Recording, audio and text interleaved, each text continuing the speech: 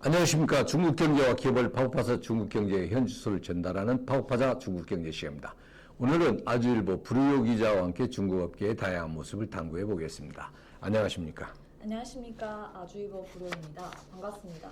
네, 지난 방송에서는 중국 경제 정책의 방향을 가늠할 수 있는 중앙경제공작회의 소식을 전해드렸습니다. 이번 주에도 중국 경제와 관련해 주목할 만한 움직임이 있었습니까? 네, 있습니다.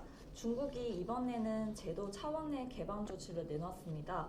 중국 최남단 하이난성 전역을 중국 본토와 본인대 특별 세관관리구역으로 지정하는 이른바 본관 운영을 이달 18일부터 공식 개시했는데요.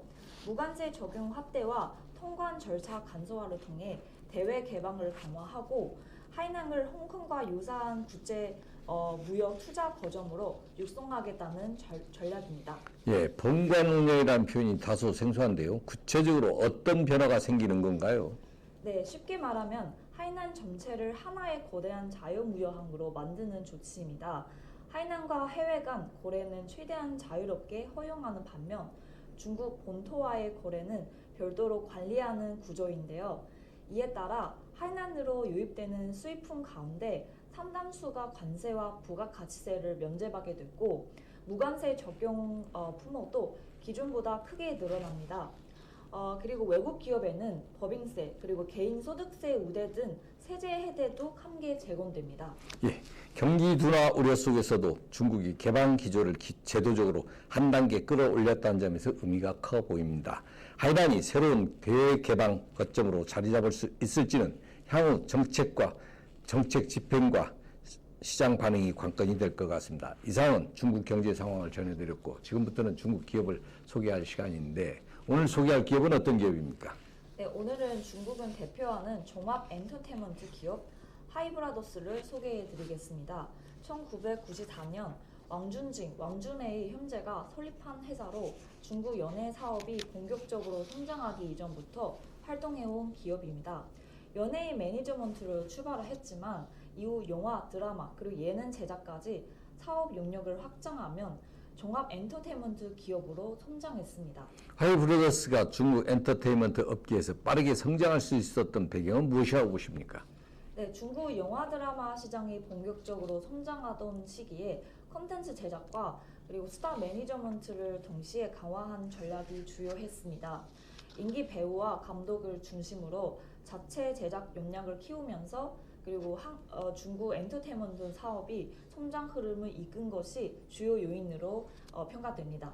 예, 이런 전통적인 콘텐츠 제작 방식 외에도 최근에는 새로운 시도들이 있었습니까? 네, 하이브라더스는 2025년 하반기부터 단편 드라마 시장에 본격적으로 진출했습니다. 10월에는 숍 드라마 브랜드 하이브라더스 화극을 출범시켰고 12월에는 AI 기술을 활용한 콘텐츠 제작 프로젝트 HAI 화종 계획을 발표하면 제작 방식의 전환을 시도했습니다. 예, AI 콘텐츠 제작까지 나선 점이 인상적인데요. 이 전략은 어떻게 해석할 수 있습니까? 네, 영상 콘텐츠 소비가 단평화되고 플랫폼 중심으로 재편되는 중국 시장 환경을 반영한 움직임으로 볼 수 있습니다. 제작 비용을 낮추면서도 실험적인 포맷을 빠르게 선보일 수 있다는 점에서 기존 영화 중심 구조에서 벗어난 새로운 성장 동력을 모색하고 있다는 신호로 해석됩니다. 이렇게 새로운 성장 동력을 모색하고 있는데 실적에도 반영될 수 있을까요? 하이브라더스의 최근 재무 상황은 어떻습니까? 네, 사실 하이브라더스는 올해 11월 일부 자금 회수가 지연되면서 약 5,250만 엔 규모의 채무가 연체됐다고 공시했습니다. 회사 측은 일시적인 유동성 문제라고 설명했지만 중국 콘텐츠 산업을 전반이 조정 국면에 들어서 상황에서 재무 안전성에 대한 관심이 다시 높아지고 있습니다. 그럼에도 하이브라더스가 여전히 중국 영화 산업에서 상징적인 존재로 평가받는 이유는 무엇입니까? 네, 하이브라더스는 중국 민영 영화 제작사 가운데 가장 오래 역사와 실적을 동시에 보유한 기업입니다. 퐁샤오강, 청룽, 쉬커 감독 등과의 협업을 통해 다수의 흥행작을 만들어 왔고 중국 산업영화 산업화를 이끈 대표 기업입니다. 성공과 역경을 모두 겪으면 중국 컨텐츠 산업의 변화를 압축적으로 보여주는 기업이라고 할 수 있습니다. 그렇다면 화이브러더스의 중장기 전략과 맞물려 해외 시장 진출은 어떤 방식으로 전개해 왔습니까? 네, 하이브라더스는 한때 해외 시장 확장에도 적극 나섰습니다. 2016년에 한국의 싱 엔터테인먼트를 인수해 하이브라더스 코리아를 설립하면 한국 시장에 진출했지만 기대만큼의 성과를 내지 못하고 2020년에 해당 법인을 매각하면 해외 사업을 정리한 바 있습니다. 오늘은 중국을 대표하는 엔터테인먼트 기업 화이브러더스의 성장 배경과 산업적 의미 그리고 해외 진출 경험까지 살펴봤습니다.